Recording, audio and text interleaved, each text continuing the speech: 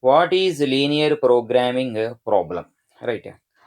So a linear programming problem is concerned with finding the optimal value of the linear function of several variables subject to the conditions. So this is the meaning. See, generally in the case of a linear programming problem, it will have one objective function and some set of linear inequations, maybe two or three or four, will exist with one or two or three variables. Generally, it will go with two variables, namely x and as well as y.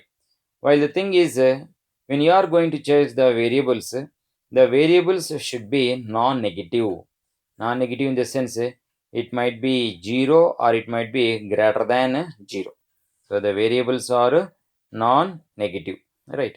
And the second one is variables satisfy a set of linear inequalities, right? So the variables which will satisfy linear inequalities will be called as the minimum condition for the variables.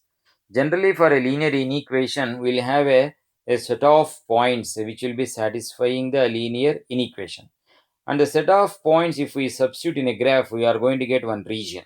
That region will be called as the region concerned to that linear inequation, right? So the variables which will be satisfying this set of linear inequalities will be satisfying that.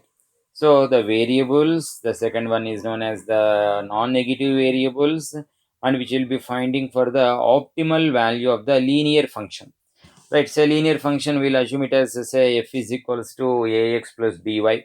Suppose a and b are some constants while x and y are the variables, and of the different variables so called as x and y subject to the conditions, and the conditions will be varying from problem to problem and as well as from concept to concept.